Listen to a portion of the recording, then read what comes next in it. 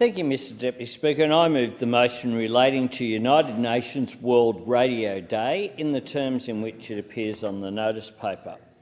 Tomorrow, the 13th of February, marks the United Nations World Radio Day. This year's theme is radio and sports.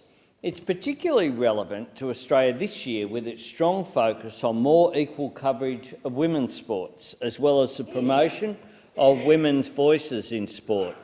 In Australia, over the last few years, we've seen the increasing professionalisation of women's sport, including the AFLW and women's cricket. And I'm excited about the launch of the new NRL Women's Premiership this year, following the success of the Gillaroos in the Rugby League World Cup. But one of the challenges ahead is to ensure that as women's sport grows, they are afforded meaningful airtime. The last time the data was analysed, just 7% of all sports coverage in Australian media was of women's sport. That does not reflect the makeup of our society or sports participation, nor our aspirations as an egalitarian modern nation. These imbalances have real consequences. They deny women and girls the exposure to sports and the encouragement which comes from them seeing their role models work hard for their success. Fortunately, this is beginning to change. Over the summer, you could watch our women's cricket team play in the Ashes or listen on ABC Grandstand. You can also watch the entire season of the AFLW on free-to-air and paid channels.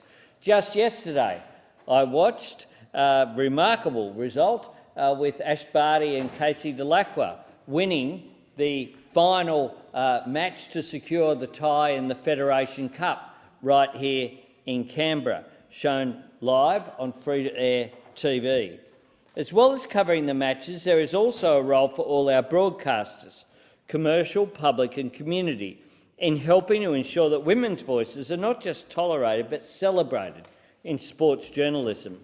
In the words of Melbourne broadcaster Angela Pippos, who has written a book on the subject, the sports media in Australia is still largely, to quote her, still pale, male and stale.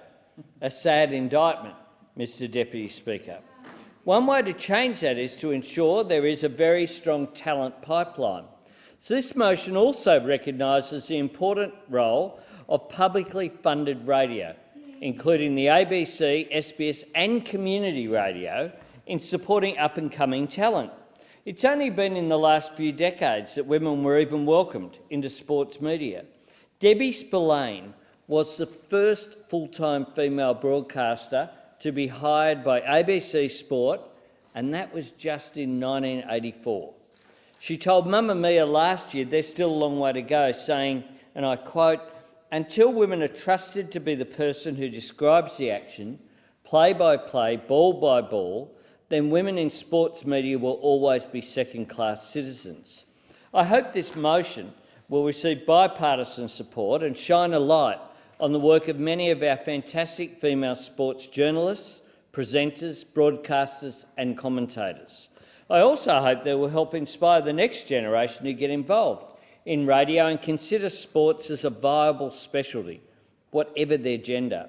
On this World Radio Day, we can also acknowledge that radio can connect, inform, entertain and strengthen our communities in other significant ways too. The thing about modern life is that mobility is increasingly important. Unlike a television screen, radio can travel with you while you're doing other tasks, in the car, while being involved around the household.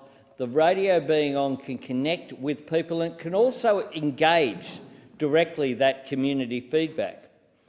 Just a couple of weeks ago, I was interviewed on 3KND in Melbourne. That's a community radio, stands for 3 Cool and Deadly, which is Melbourne's first Indigenous-owned and managed radio station.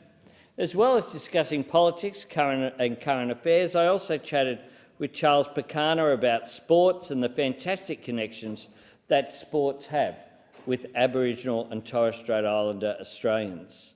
There are many fantastic elements of radio and sports sports. We just need to make sure that they reflect the interests, talents and real achievements of our whole population, not just a few. I hope people enjoy World Radio Day tomorrow, and it helps to focus us on the future ahead.